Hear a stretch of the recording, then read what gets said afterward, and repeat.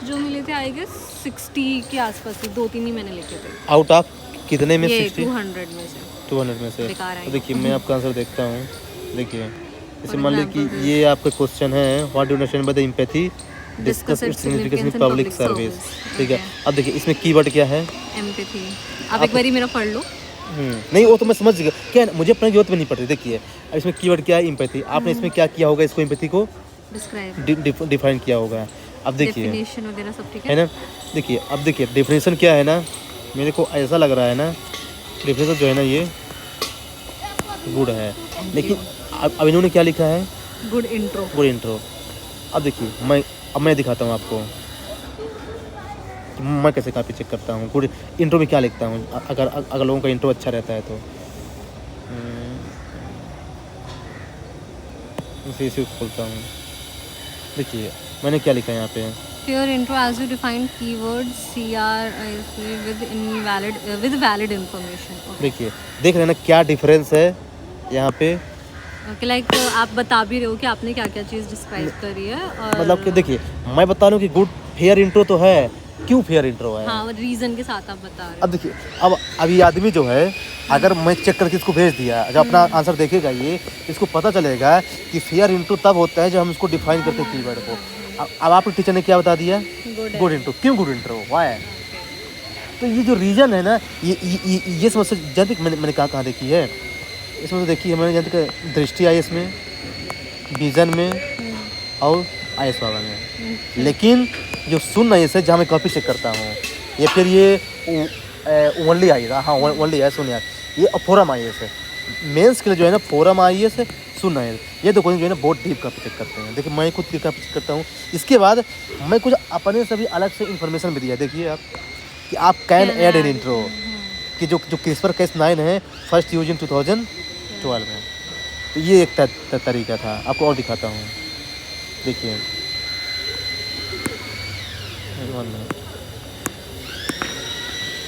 देखिए आप एक बार पढ़ो और उसके बाद मेरे को बताओ कि ठीक लिखा है कि नहीं। ये मुझे अच्छा लगा। ये हेडिंग आपने डाला, मतलब बॉक्स आपने किया था कि उन्होंने? नहीं बॉक्स मैंने नहीं किया था। हाँ तो बॉक्स को हमेशा सेट करना है। देखिए उन्होंने लिखा है कि जो है ना बॉक्स को हमेशा हेडिंग को जो है हमेशा बॉक्स में करना है। मैं खुद उसमें लिखा था, तो दैट इज गुड। अब देखिए ये तो ठीक है, उन्होंने लिखा है underline keywords. Like okay compassionate वगैरह ये कीवर्ड्स अंडरलाइन करने रहे। अब देखिए लेकिन अंडरलाइन कीवर्ड करे, क्यों करें अंडरलाइन कीवर्ड? ताकि एग्जामिनर को दिख सके कि लाइक नहीं वो तो ठीक है, एक रीजन और है।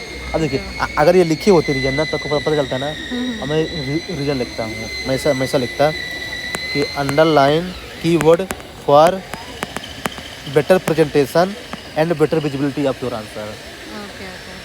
तो मतलब कि हम जो चेक करते हैं ना, वो उसका क्या देते हैं, रीज़न भी देते हैं कि आपका बेटर है तो क्यों बेटर है, और बैड है तो क्यों बैड है।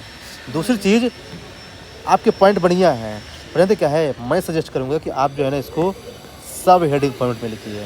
जैसे आपने लिखा है ना, सब हेडिंग समझ में नहीं आता। मतलब मुझे डिटेलिंग पता चल जाती है, लाइक मेरे आंसर्स में जो चीज़ है मुझे पता चल जाती है कि पॉइंट्स में क्या लिखना है, बट मेरे को ये सब हेडिंग पता नहीं चलती कि उसके लिए मैं वर्ड क्या यूज़ करूँ वहाँ पे।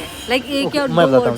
जैसे देखना आपके आंसर देखना, अब तो लिखा है कि है ना signification empathy is considered as a precondition for being compassionate to a civil servant. Compassionate is equals to empathy plus desire for action. अभी अपने compassionate to servant will be है ना। अब देखिए तो इसमें क्या है ना, आप इसमें सब हेडिंग ये डाल सकते थे कि एम्पैथी एंड कंपैशनेट, ये सब हेडिंग फिर आप इसको एक्सप्लेन करते हैं। अब देखिए चूँकि एथिक्स का आंसर है ना, तो आप एक ही पॉइंट को आप इतना एक्सप्लेन नहीं कर सकते हैं, you have to make it short. देखिए मैं बताता हूँ, अगर आपके पास जो है ना मान लीजिए 10 पॉइंट हैं, तो देखिए तो आप ट्राई कीजिए कि मैं 10 पॉइंट के लिखूँ, लेकिन छोटा करके। इससे पता ये चलेगा ना कि इसके पास डाइवर्स पॉइंट है। नो नीड टू, देखिए लोग क्या करते हैं 3 पॉइंट लिखेंगे और उसी को जो है ना आधा पेज लिख देते हैं। तो always try to include more and more points in short, ना कि एक ही पॉइंट को। देखिए आप एक ही चीज़ को इतनी स्पेस ले लिए हैं, तो प्लीज़ माइंड दैट। हालांकि इन्होंने बताया भी नहीं है, इन्होंने लिखा नहीं फाइंड लिखा है आर्गुमेंट कीप पर्टिकुलर पॉइंट, हाँ अच्छा लिखा है बीफ, ओके ओके, तो ये है। लेकिन एग्जांपल्स वेरी गुड है, मतलब एग्जांपल्स आपको लिखा एथिक्स में विदाउट एग्जांपल मतलब जो है ऐसा लगे मतलब व्हीकल विदाउट इंजन है है ना, ये है। जैसे यहाँ पे आपको लिखा था सेकंड हेडिंग है, इसे देखिए कैसे empathy helps the civil servants in the executive of policies and even to provide alternative policies for solving the issue of the public. मतलब जो है ना देखिए help the civil servant to in the executive of the policy in ethical manner, ऐसा लिखिए ना, इन ethical manner में, है ना, है ना। तो देखिए अब आप ये इसकी हेडिंग ये डालते कि इफेक्टिव पॉलिसी इम्प्लीमेंटेशन, ये बताते सब हेडिंग की सस्पेंड कर देते, मतलब इसी वर्ड से आपको पकड़ना होगा सब हेडिंग से। अब देखिए आपको पता है, देखिए जैसे हम खुद चेक करते हैं, हमको पता है चीज़, जैसे जितना इजी कोई कॉपी मेरे लिए आसान होगा चेक करना है, उतना ज़्यादा मैं मार्क्स देता हूँ स्टूडेंट को। देखिए अगर आप सब हेडिंग लिखेंगे ना तो आपकी जो सब हेडिंग है ना वो डायरेक्ट एग्जामिनर को दूर से दिखेगी, तो उसे अंदर पढ़ने की जरूरत कम मतलब पड़ेगी। आंसर इतना सिंपल वे में और इतने सोफिस्टिकेटेड वे में लिखो कि एग्जामिनर को ज़्यादा दिक्कत ही ना हो। और जितना उसके लिए आसान रहेगा ना उतना उसका माइंड रिलैक्स होगा, उतना ज़्यादा मार्क्स आपको देगा। नहीं गुस्सा किया मार्क्स काट देता है वो, इसलिए सब हेडिंग लिखने का फ़ायदा है ये। तो प्लीज़ माइंड दैट, है ना। तो ये है। बाकी आपने थर्ड पॉइंट में देखिए, इसमें देखिए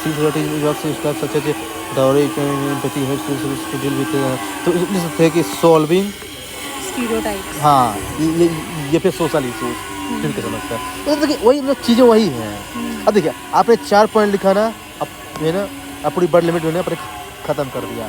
इसी को कहना कि मैं इसको 8 पॉइंट लिखता इतने इन प्लेस में। तो ये मतलब ज़्यादा से ज़्यादा पॉइंट आप इंक्लूड कीजिए विथ लिमिटेड एक्सप्लेनेशन। तो ये है। देखिए बाकी जो आपने एग्जाम्पल्स दिया ना, एग्जाम्पल आपने केवल एक ही दिया है, एक ही दिया था उस टाइम पे, एक ही आ रहा था मेरे दिमाग में। लेकिन क्या है ना एग्जाम्पल कम से कम जो है ना आप 2 से 3 तक कीजिए। मेरे पास एग्जाम्पल की एक लिस्ट है एक्चुअली एथिक्स की, मतलब जो है ना उसमें जो है ना जैसे इम्पैथी पे आप कौन कौन से एग्जाम्पल ले सकते हैं, सिंपैथी पे, कंपैशन पे, इंटीग्रिटी पे, आप उसको देख लेना। बहुत रेलेवेंट, बहुत करंट ओरिएंटेड एग्जाम्पल है, मैं आपको भेज दूँगा। ये एग्जाम्पल्स है। बाकी देखिए आपके आंसर में एक चीज़ और कमी है, जानते क्या है? क्या?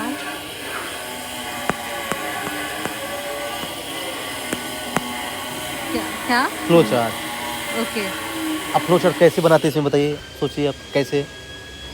बॉडी पार्ट में फॉर एग्जांपल, ओके, ये जो आपने ये जैसे वो सब हेडिंग्स दे रखी है, तो एक फ्लो चार्ट लिख देती है like significance of the empathy, और एक सर्कल बना एक्सप्लेन करते हैं, हाँ, और ये चारों 5 पॉइंट बता के और फिर एक एक लाइन में इनको एक्सप्लेन करते हैं। ऐसे जैसे मान लो कि कैसे तरीके होते हैं, लाइक सॉल्विंग स्टीरियोटाइप्स हो गया, एम्पैथी एंड कंपैशन। जैसे देखिए ऐसे जैसे एक मान लीजिए कि ऐसा बना दीजिए, 1 पॉइंट, 2 पॉइंट, 3 पॉइंट, 4 पॉइंट, या फिर अगर मान लीजिए हाँ अगर 3 पॉइंट है तो ये ऐसा ऐसा ऐसा, है ना। फिर मैं मान लो कि 4 पॉइंट है तो 1 पॉइंट इधर, 1 पॉइंट इधर, 1 पॉइंट ऐसा, मतलब बहुत से तरीके होते हैं। इससे क्या है कि एक अलग जो है ना मतलब आपके आंसर थोड़ा डाइवर्सिटी आ जाएगी और जब क्या अट्रैक्ट होगा आपके आंसर से, है ना। तो ये है। या फिर इसमें हम एक ये भी कर सकते हैं लाइक अगर क्योंकि अगर मैं ये एक्सप्लेन करके फिर से एक्सप्लेन करूँगी तो उसमें मेरे को टाइम लगेगा, तो एक चीज़ जैसे अगर मेरे पास फॉर एग्जांपल 8 पॉइंट है, हाँ। तो मैं ये कर सकती हूँ, जैसे सिग्निफिकेंस ऑफ एम्पैथी यहाँ पे लिखा, इसका एग्जाम्पल यहाँ पे लिखा, उसका एग्जाम्पल, लाइक सब हेडिंग और एक लाइन लिख करके उसका एग्जाम्पल करके दे सकती हूँ। वर्ड लिमिट कम हो जाएगा। अच्छा नहीं देखिए आपको ऐसा करना, देखिए जानते क्या करना, देखिए नहीं वो ये तब करना है जब आपके पास वर्ड लिमिट ज़्यादा हो रही हो। देखिए लेकिन क्या है ना, देखिए इस कंडीशन आप क्या कर सकते हैं ना, देखिए कि आप जो है ना यहाँ पे जो है ना लिखिए सॉल्विंग स्टीरियोटाइप्स, टाइम ज़्यादा नहीं होता। देखिए देखिए ये देखिए आप जैसे ऐसा बनाइए, जल्दी से 4 पॉइंट लिखिए। देखिए एक्सप्लेन, देखिए यहाँ पे 4 पॉइंट ही लिखना है, एक्सप्लेन करना है 8 पॉइंट, यहाँ पे 4 पॉइंट ले सकते हैं। उससे दिख जाएगा कि हाँ मतलब जो है ना कि ये 4 पॉइंट मेन है जो उसने लिखा है, बाकी एक्सप्लेन उसने और किया है। ओके, ये चीज़ कर सकते हैं। बस 30 सेकंड के अंदर हो जाएगा, 30 second it will take only, जल्दी है ना। तो ये है। अब देखिए आपको देखते हैं conclusion. Our society needs civil servant who compassionate while involve the quality of empathy.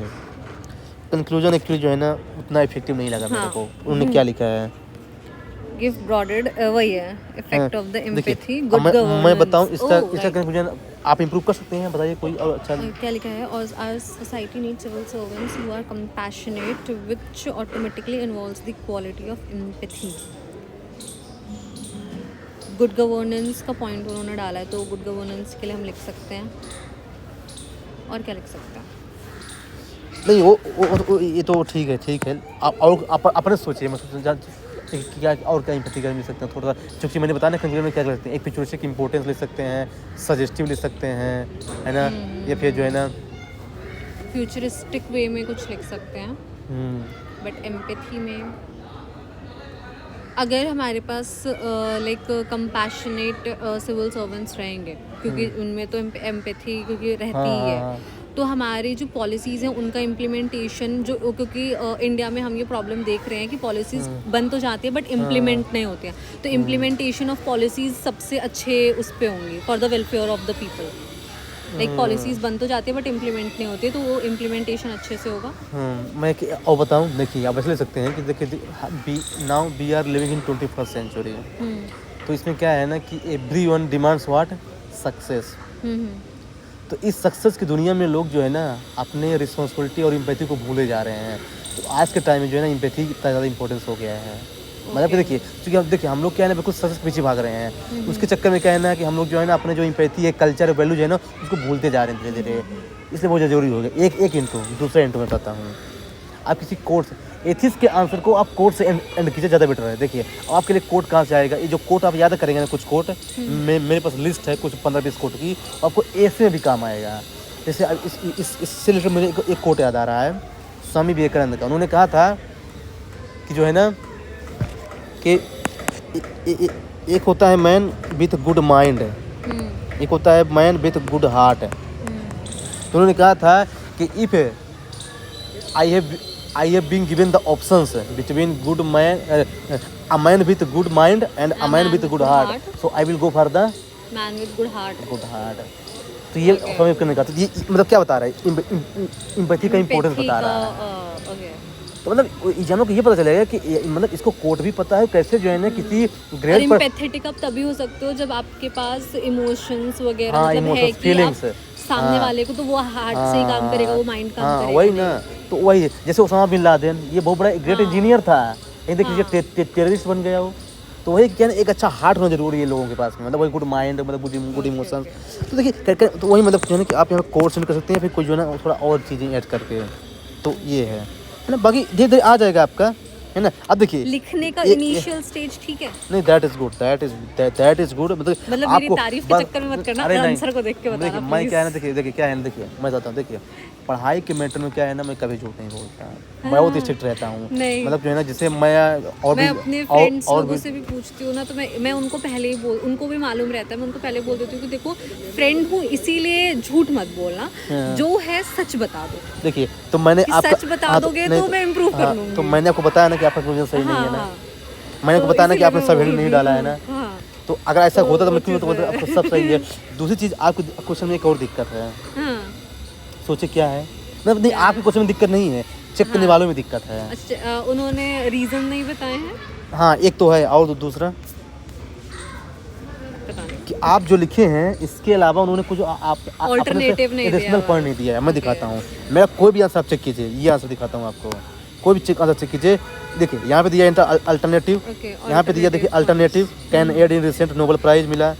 यहाँ पे देखिए अपने से कुछ देता हूँ, यहाँ देखिए कैनमिक डायग्राम, देखिए अल्टरनेटिव देख रहे ना, अल्टरनेटिव हर एरिया में देता हूँ, जैसे ये हर क्वेश्चन में देता हूँ अल्टरनेटिव। ये देखिए इसमें दिया हूँ, देखिए अल्टरनेटिव दिया कि कैन एड एन इंट्रो, यहाँ पे दिया कैन एड।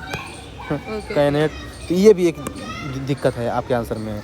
तो मैंने एक चीज़ ये भी देखा, बता रहा हूँ ना कि मैंने बहुत सारे क्वेश्चन में टेस्ट लेके मुझे पता है कि कौन सी सबसे अच्छा चेक करता है, तो क्या फोरम, ओनली IAS और थर्ड है सुन IAS। 3 क्वेश्चन जो है ना मेंस आंसर करने के लिए बेटर है अकॉर्डिंग टू मी। यस, तो बाकी सही है ना, मतलब अच्छा लिख रहे हैं आप। जैसे यहाँ पे आपने आई थिंक डाला था, आई थिंक हाँ, ये अंडरलाइन किया है मैंने, बॉक्स नहीं बनाया। हाँ। इन्होंने हाईलाइट करने के लिए यहाँ पे लिखा हुआ है। ये आपका एग्जाम्पल अच्छा है, राइट। इसमें मैंने एग्जाम्पल्स रखे हैं। हाँ, मैंने आपकी इसमें एक गलती और दिख रहा हूँ, सोचिए क्या। एक तो सब हेडिंग नहीं है, और नहीं वो तो मैंने पहले बता दिया है। आप जब एक पैराग्राफ पे एक पॉइंट खत्म करते हैं ना, तो आप उसके बीच में स्पेस नहीं छोड़ते हैं। ओके देखिए जैसे मान लीजिए आप यहाँ पे थोड़ा सा ना, बस आपको आप यहाँ से आपको स्टार्ट करना चाहिए था। ओके दूसरी चीज़, आपको एक्सप्लेन कम करना है। मैं को पहले बता रहा हूँ, आपने 5 पॉइंट लिखा है ना, इसी इसी ऐसा कीजिए ना कि इसी को जो है ना आप जो है ना हाँ 2 लाइन में कन्वर्ट कीजिए। ओके क्योंकि एथिक्स का आंसर में स्ट्रिक्टली जो है ना बोला जाता है कि आपको 150 वर्ड में ही लिखना है, और ज़्यादा एक्सप्लेन करेंगे ना तो आपकी जो केस स्टडी है ना छूट जाएगी। ओके ओके एथिक्स के आंसर में सबसे बड़ी प्रॉब्लम जो स्टूडेंट फेस करता है ना, lack of time is a major. क्योंकि केस स्टडी में आपको कम से कम जो है ना 15-20 मिनट लगेगा एक केस स्टडी में, कम से कम। तो इससे कहना है कि आपको जब थोड़ा एक्सपेंस थोड़ा सा कम कीजिए आप, और है ना उसी चीज़ को जो है ना, देखिए अब आप पे ज़्यादा डिपेंड करेगा आर्टिकुलेशन ऑफ योर आंसर, अपने आंसर को कितना आर्टिकुलेट कर पा रहे हैं। तो it will come with practice. तो ये बाकी सही है। जैसे यहाँ पे आपने हेडिंग डाला ही नहीं, तो ये आपको हेडिंग डालना अच्छा था। इस क्वेश्चन को जरा आप पढ़िए एक बार और सॉल्यूशन इसका पढ़िए। Critically सेलिब्रिटी वाला है ना? हाँ critically endorsement as an advertising and marketing tools involve multiple ethic dilemma. Okay, ये तो आपने सही लिखा है, डिफाइन किया, गुड है ना। अगर आप चाहें ना तो यहाँ पे जो है ना एग्जाम्पल भी ले सकते हैं कि किसी क्या एग्जाम्पल एथिकल डायलेमा का।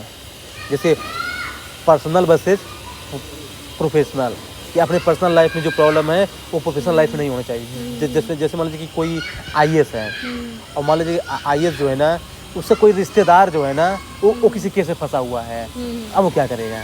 अब मान लीजिए केस उसके पास आ गया, तो रिश्तेदार क्या कह सकते हैं कि उसके फादर या मदर ही फंसे हुए हैं। हाँ, वो अब ज़्यादा बताइए बेटर तो रहेगा।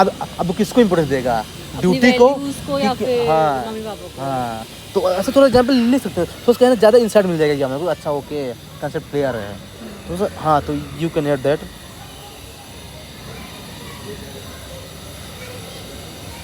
सम products are engineers to health and, ये आपको सही है, गुड। लेकिन Example मैंने लिखा आप यहाँ पे थोड़ा सा सर्वेंट डाल सकते थे। Okay, cold cold drinks, drinks okay such हाँ, as Coke, Sprite नहीं सही contains सही है। CO2। अरे जैसे एक एग्जाम्पल था अक्षय कुमार का, कि अक्षय कुमार जो है ना वो क्या नाम था उसका, जुबा केसरी ऐसा कोई नाम था ना, वो खुद नहीं खाता और बोल रहा था कि अच्छी चीज़ होती है। तो ये मतलब ये जो है ना गलत चीज़ है ना, खुद उसको फॉलो नहीं कर रहे हो, अपने पैसे के लिए जो है ना लोगों को बता रहे कि अच्छी चीज़ है, तो क्या ना कि ये जो है ना गलत चीज़ है। तो आप उसका एग्जाम्पल लिख और सकते एक थे। ये था, there are some products which advertised as a ये पर्पस देखिए हाँ, टू चेंज इंडिविजुअल, ये मैंने लिखा था, ये वाला पॉइंट एक बार पढ़ो। ये some products which also advertise change the individual identity, looks and physical appearance है। As according to the advertisement, use of that product will help the individual to have a greater personality in the society. या जैसे यामी गौतम हाँ taking the advertisement of Fair and Lovely to have a fairer skin. हाँ, नहीं good good, अच्छा example है। बस क्या है ना कि जो आपने इतना एक्सप्लेन किया है ना, हाँ, इसी को थोड़ा explanation मुझे- एक्सप्लेन की तो नहीं, पॉइंट यही रखना है, थोड़ा सा उसको है ना अपने आंसर को आर्टिकुलेट कर सकते अपने मन में ही, फिर उसको लिखिए, तो थोड़ा सा क्या है ना शॉर्ट हो जाएगा। ये एग्जाम के लिए बोर होगा यार पढ़ना है ये, he can not have that much time to read actually, because you know देखिए वो जो आपकी काफ़ी चेक करेंगे ना मेंस की यूपीएससी की, जो रियल वाली काफ़ी होगी, वो क्या है ना, या तो यूपीएससी का मेंबर चेक करेगा जो खुद आईएएस होता है, या तो जेएनयू फिर ड्यू के प्रोफेसर चेक करते हैं, तो खुद जिन्हें 50-60 साल के होते हैं, उनके पास इतना एक्सपीरियंस हो जाता है ना कि आपका आंसर देख के बता देंगे कि आप कितने मार्क्स लायक हैं, तो हम देख के बता देंगे अच्छा ओके ऐसा है। तो ये है, और एक जैसे आपने अपने last- कंक्लूजन दिया ही नहीं है। ये एक नहीं, कंक्लूजन में मैंने एक ये वाला लिखा था, however there are some products which are advertised for the betterment of the तो फिर आपने society। एग्जाम्पल क्यों लिखा है यहाँ पे? कंक्लूजन में एग्जाम्पल अच्छा कंक्लूजन में एग्जाम्पल नहीं नहीं लिखते? लिखते, नहीं इसलिए वो लिखे हैं कि conclusion ओके, मैंने कंक्लूड, मेरे को लगा कि कंक्लूजन में थोड़ा सा इसीलिए लिखे हैं, तो लाइक क्योंकि उनको लगा होगा कि जैसे कंक्लूजन लिखा ही नहीं है। मुझे ये चीज़ लगा कि एथिकल डिलेमा है, तो क्वेश्चन तो पूरा नेगेटिव उस पे ही जाएगा कि आप कोई ऐसे केसेस बताओ जहाँ पे एथिक्स वर्सेस आपके मतलब मनी और एथिक्स का केस पड़ रहा है, तो मैंने इसीलिए सोच के ओके कंक्लूजन में एग्जाम्पल नहीं लिखा। अच्छा बताइए इसका कंक्लूजन अगर आप सोचें तो क्या लिखेंगे? आप सोचिए इसी क्वेश्चन का बेस्ट कंक्लूजन क्या हो सकता है आपके अकॉर्डिंग?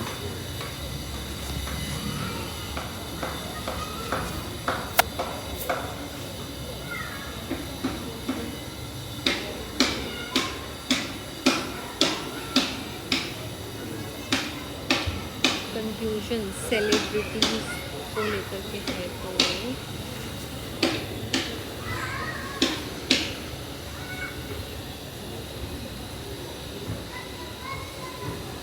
चाहिए मतलब वही कि सेलिब्रिटीज़ को ऐसा नहीं करना चाहिए। वो तो अपने बॉडी पार्ट में लिख दिया वो तो है। body part देखिए में लिख conclusion always should be in balance approach.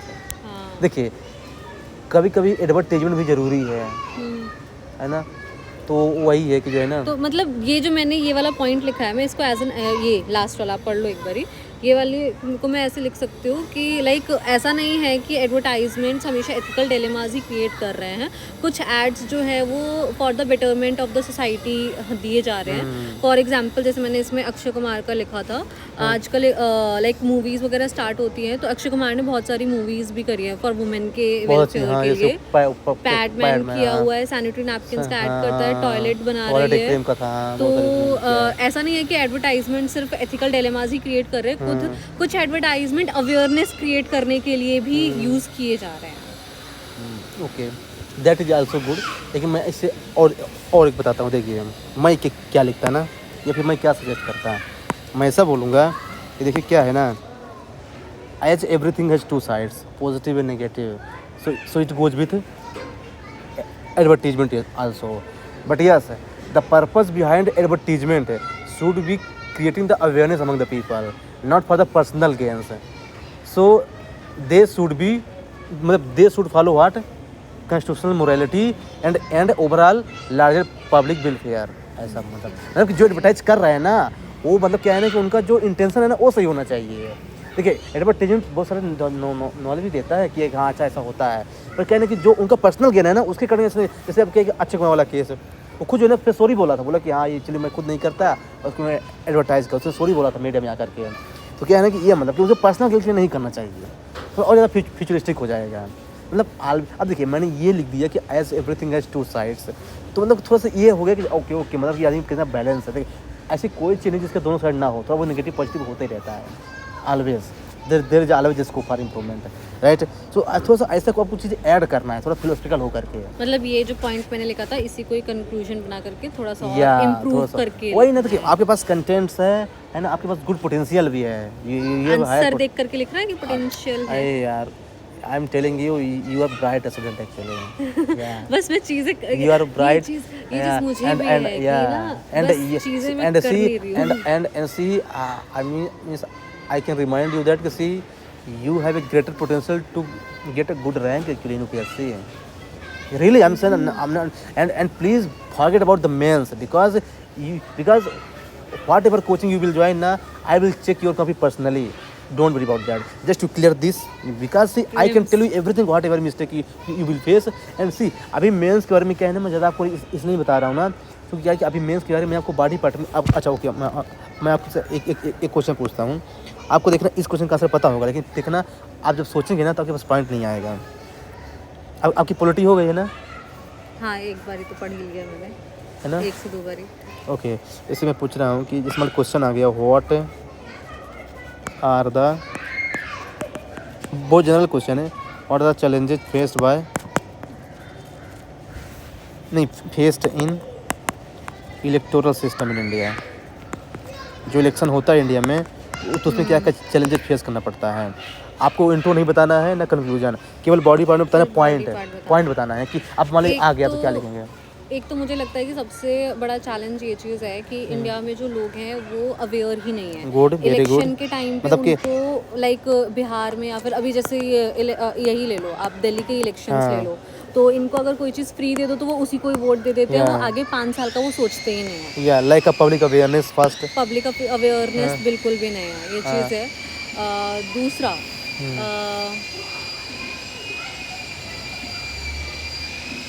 अच्छा एजुकेशन का पॉइंट हम पब्लिक अवेयरनेस में ही ऐड कर लेंगे कि एडुकेटेड लोगों को मतलब पता रहता है कि हाँ ये इन चीज़ों का क्या नुकसान उसी में आ जाएगा। ओके दूसरा क्या चीज़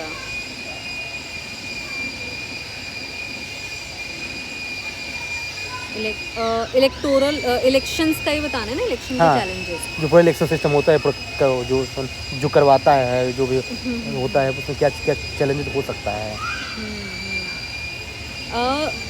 एक अर्बन एरियाज की साइड में लाइक जो ग्रामीण लाइक बिहार यूपी इन सब में स्पेशली ये चीज़ होता है कि ऐसे केसेस सुनने में आते हैं कि जो पोलिंग बूथ होता है वहीं पे ही घपलेबाजी टाइप का रहता तो है, मतलब kind of corruption, kind of corruption कहते हैं, corruption in polling booth. Okay, हाँ करप्शन इन पोलिंग बूथ। लोग मतलब अपनी मर्जी से वोट भी नहीं दे पाते, नहीं दे पाते, वो हाँ। मैनिपुलेशन होता है, मैनिपुलेशन रहता है या दबाव टाइप का रहता है, ये चीज़ रहती है। दूसरी चीज़ इलेक्शंस है तो एज एन पुलिस को भी अवेयर रहना चाहिए इन सब चीज़ों में। तो मतलब लेकिन होता क्या चीज़ है, इन्हीं करप्शन वगैरह के केसेस से अगर लिया जाए तो जैसे ज़्यादातर ये देखा जाता है गांव के साइड्स में कि पुलिस भी उसी में ही मिली रहती है, लाइक सिस्टम के लोग भी बहुत ज़्यादा मिले रहते हैं। इंटरनल करप्शन होता है, इंटरनल करप्शन का टाइप में हो गया, ये चीज़ हो गया। और एक लेकिन इम्प्लीमेंटेशन वाला तो रिजल्ट का हो जाएगा, वो तो 5 साल के काम पे हो जाएगा। अब देखिए कोई बात नहीं, आपने जो पॉइंट बताया ना बिल्कुल रेलेवेंट है, लेकिन अब इररेलेवेंट है, नहीं रेलेवेंट अच्छा है। रेलेवेंट है, सॉरी अरे यार इतना नहीं। अब देखिए, अब अरे कहाँ गए, अच्छा स्क्रीन शॉट, अच्छा स्क्रीन, हाँ ओके, हाँ। अब देखिए जो मैंने बताया ना, एक तो क्या है ना, पॉइंट तो रेलेवेंट है, पर देखिए इसमें 2 प्रॉब्लम्स है। मैं फ्रैंकली स्पीकिंग बोल रहा हूँ, आप इसको ध्यान समझिएगा। एक तो क्या है ना, यदि आप रियल एग्जाम में ऐसा सोचेंगे हर क्वेश्चन में, तो आपका एक क्वेश्चन 20 मिनट में ख़त्म होगा। ये तो इजी क्वेश्चन है जो आपको सबको आता है, लेकिन फिर जो है ना पॉइंट जनरेट आप नहीं कर पा रहे हैं, क्योंकि आपको सोचने का तरीका नहीं पता है, आपके पास नॉलेज तो है ना। देखना अभी मैं इसका आंसर बताऊंगा ना, है ना, तो आपको लगेगा ये तो सब मेरे को पता था, लेकिन क्या है ना कि आप जो है ना अभी सोच नहीं पा रहे हैं। तो एक तो ये दिक्कत है जो है ना कि ये जो है ना इसमें जो है ना आपका टाइमिंग कैसे हुआ आएगा, इस तरीके से सोचेंगे तो। दूसरा मैं बता रहा हूँ कि मेरा एक फ्रेंड है जो ओनली इसमें ही काम करता है, जो कॉपी चेक करता है, वो लगातार 4 बार मेंस लिखा है, उसका पीटी कभी नहीं रुकता है, और उसका मेंस निकल ही नहीं रहा है। हर बार जो है ना उसका हर पेपर में 1-2 क्वेश्चन छूट जाता है, तो उसकी स्पीड कम है, वो सोचने लगता है अच्छा इसको और कितने अच्छे से ले सकते हैं। जब जहाँ आप सिर ऊपर किए सोचने कि ये देना एक क्वेश्चन गया, you don't have time to, आपको पेन चलते रहे 3 घंटा लगता है, पेन चलते रहना चाहिए। तो मैंने खुद लिखे से बता रहा हूँ, तो थोड़ा सा बहुत स्ट्रगल, आईएएस इतना आसान नहीं है ना यार आज के टाइम में आईएएस बनना, थोड़ा सा ये तो आपका टाइम दिक्कत होगी। दूसरा चीज़ ये जो पॉइंट आप बता रहे हैं ना, ये बहुत जनरल पॉइंट है। जो आदमी प्रीलिम्स निकाल के मेंस लिखेगा ना, ये हर कोई लिख के आएगा। तो फिर जो 5 में से 1 बाहर जाएगा, मतलब 4 बाहर जाएंगे, तो फिर कॉपी में ये पॉइंट रहेंगे, तो फिर जो आपको क्यों लेगा वो एग्जामिनर, वाई जो 1 सेट होता है ना कुछ अलग करेगा, और अलग करने का मेरे सर ने तरीका बताया था, जो मैंने खुद इन्वेंट भी किया है, आपको भी दिखाता हूँ। अब देखना, अब जो है ना तो ये 2 चीज़ इसमें आएगी आपको कि आपके पॉइंट बहुत जनरल होंगे, एक टाइम की दिक्कत होगी। अब देखना इसी को मैं थोड़ा सा आपको बताता हूँ, जो मैं बताऊँगा ना सोचने, मैं आपको नहीं बता रहा हूँ नॉलेज, मैं बता रहा हूँ कि कैसे सोचना है मेंस में। देखिए ये बताइए, जो इलेक्शन होता है ना, तो इसमें तो इलेक्शन को सबसे पहले करवाता कौन है? Election commission of India, right. फिर एक स्टेक होल्डर है, खुद वोटर होता है, जो वोट देता है, ये करवाता है। फिर एक खुद उसको गवर्नमेंट जो ना जो मैनेज करती है। फिर एक कौन होता है, ये पॉलिटिकल पार्टी जो कंटेस्ट करती है इलेक्शन। फिर एक होता है मीडिया जो इन्फॉर्मेशन देती है। अब बताइए, इन सभी के साथ चैलेंजेस, स्टेक होल्डर्स हैं, इन सभी के साथ चैलेंजेस करके आपके पास 5 से 6 पॉइंट क्रिएट हो जाएंगे। And you do not have to think and your answer will be more structured. इसको बोलते हैं स्टेक होल्डर अप्रोच। जैसे देखिए, अब बताइए इसके पास क्या प्रॉब्लम होगी कि लैक ऑफ फंड कभी उसके पास हो जाता है, वोटर के पास आपने बताया था public awareness, political party corruption, polling booth, government. अब जैसे मान लीजिए इलेक्शन करवाना है, मान लीजिए मध्य प्रदेश में, तो पूरी फोर्स को हमें मोबिलाइज करना पड़ेगा, तो टाइम लगता है ना, थोड़ी सी दिक्कत होती है। Media biased media ruling party को सपोर्ट करती है। अब बताइए इसमें आपको क्या सोचना पड़ेगा? दूसरी चीज़ आपका आंसर ऑर्गेनाइज्ड और स्ट्रक्चर होगा। तीसरी चीज़ क्या है ना, आपका टाइम सेविंग होगा और क्वालिटी बढ़ेगी। यही जो आपको मैं शुरू में बता रहा था ना, ये है, ये मैंने मतलब अपने से जो है ना जो होता है ना, मेरे जो पॉइंट्स ये जो है ना ये बोलते हैं, जो मैंने आपको बताया ना, ये वाला आपको बताया तरीका, ये वाला स्टेक होल्डर। ऐसे जो है ना मैंने 14 पोस्ट बताया है, वो 20 क्वेश्चन में कहीं ना कहीं अप्लाई हो ही जाएगा 14 पोस्ट में से। लाइक मेरे जो पॉइंट्स थे, पॉइंट्स वही थे, बट वही था कि थोड़ा सा इम्प्लीमेंट पर सोचना कैसे है और स्ट्रक्चर तरीके से, और इतने कम टाइम में सोचो कि बस आंसर हो जाए, ज़्यादा सोचने थोड़ा दूसरे से डिफरेंट दिखे, ऐसा अगर सोचेंगे ना। अब देखिए अब आपको क्या है ना, अपने अपने से सोचना पड़ेगा कि अच्छा स्टेक होल्डर अप्रोच कहाँ कहाँ लग सकता है, तो टू थिंक योर सेल्फ है ना। अब जैसे देखो जो मैंने आपको बताया ना ये वाला तो ऐसे ही है ना 14 अप्रोच जो है ना मतलब अपने सर की हेल्प से या फिर अपने कुछ जो मेंटर्स हैं उनकी हेल्प से अपने खुद कॉपी चेकिंग की हेल्प से ये मैंने 14 अप्रोच खुद बनाया है। अगर आप इन 14 अप्रोच को अगर अच्छे समझ गए और अप्लाई करना सीख लिए ना, आपका मेंस जो है ना कभी नहीं रुक सकता, कभी नहीं हो सकता नेवर, क्योंकि ये बहुत कम लोगों को पता है और बहुत कम लोगों को बताता भी हूँ मैं। हाँ ये अब देखिए मैं आपको एक और डेमो देता हूँ कि देखना, देखिए जैसे मान लीजिए कि ये हो गया, जैसे मान लीजिए कि एक आपसे इजी क्वेश्चन पूछता हूँ कि ये तो उससे भी इजी है। जैसे मान लीजिए ऐसा आ गया कि what are the issues in agriculture system in India. Agriculture में क्या प्रॉब्लम होती है इंडिया में, क्योंकि आपको पता है कि इंडिया जो है कि एक एग्रीकल्चरल कंट्री है। तो देखिए अब देखिए बहुत जनरल क्वेश्चन है ना, अब बताइए इसका पॉइंट जो भी आपको याद आए। Agriculture system and agriculture system in India. Okay, agriculture system in India. सबसे पहले तो फर्टिलाइजर्स की बहुत ज़्यादा इश्यूज है। वेरी गुड, जो फार्मर्स के कंसेप्ट में है। हाँ फर्टिलाइजर, ठीक है। अगर मार्केटिंग बेस पे देखा जाए तो आपका वो जो MSP वाला इशू रहता है, प्राइस का इशू रहता है। ओके, प्राइस का इशू है ना, गुड। ओके, और अच्छा हाँ, एक फर्टिलाइजर्स हो गया, एक प्राइस का हो गया, एक इरिगेशन का रहता है इशू। ओके, इरिगेशन की बहुत ज़्यादा इशू रहती है। वही ना, आपके पास नॉलेज तो है यार, दैट इज द करेक्ट, मतलब really I am frankly speaking you have knowledge. देखिए नहीं उसका रीजन क्या है, क्योंकि आपकी टीचिंग हॉबी है तो आई कैन जो है ना अज्यूम कर सकता हूँ, चूँकि मेरी खुद हॉबी है ना, तो मतलब वही बोलूँ कि आगे बस हायर पोटेंशियल है, you can get a good rank, not clear get good rank.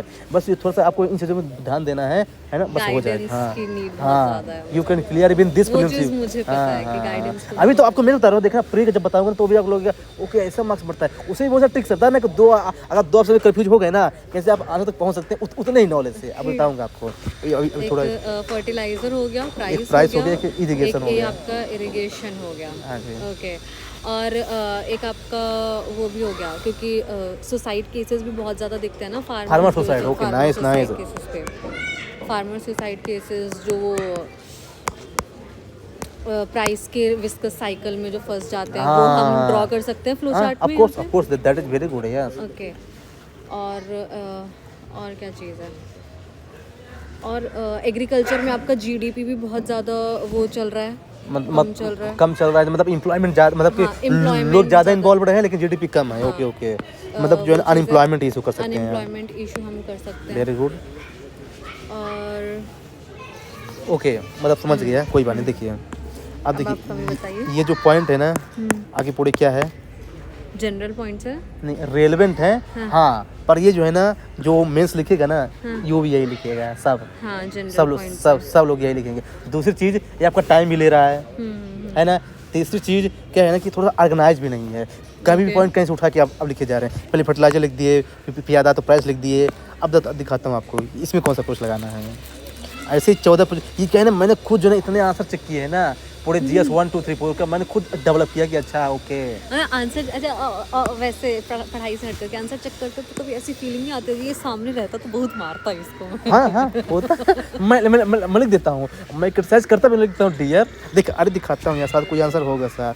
मैं तो बोर्ड्स के बच्चों की कॉपी चेक करती हूँ ना, तो बड़ा मतलब मेरे पास एक बच्चा था 2019 में मैंने जब पढ़ाया था, तो एक लड़का था वो 33% पासिंग मार्क्स के साथ आता था मेरे पास। हाँ। और वो क्योंकि आपने जैसे 10th में लाइफ प्रोसेस चैप्टर है ना, तो उसमें किडनी में रीनल आर्टरी रीनल वीन्स होती हैं और हार्ट में आपकी पल्मोनरी आर्टरी पल्मोनरी वीन्स होती हैं। तो मैंने एक बार दोनों ही क्वेश्चन में दे दिया, एक बार टेस्ट में उसने क्या किया कि रीनल आर्टरी रीनल वीन उठा करके डाल दिया था हार्ट में, और हार्ट का पल्मोनरी आर्टरी पल्मोनरी वीन डाल दिया था किडनी में। और माशाल्लाह क्या लिखता था, लेकिन लिखते लिखते मारते मारते वो 75 डिस्टिंक्शन ले आया था वो लड़का। Oh nice. अब देखिए मैं क्या करता हूँ ना, जहाँ पे मुझे गुस्सा आती है या फिर जहाँ मैं कॉपी चेक करता हूँ ना, देखिए तो मैं क्रिटिसाइज बहुत करता हूँ, लेकिन क्या लिख देता हूँ, लिखाता हूँ। जैसे ये तो आंसर सही है, मतलब अंदर से तो ऐसी फीलिंग आती होगी कि सामने रहता तो देखिए। अब देखिए ये वाला पॉइंट जो है ना एग्जाम ने पूछा ही नहीं है, उसने लिखा है, तो मैंने लिख दिया है कि dear Right. Can write potential impact significance all together पर बर्ड लिमिट।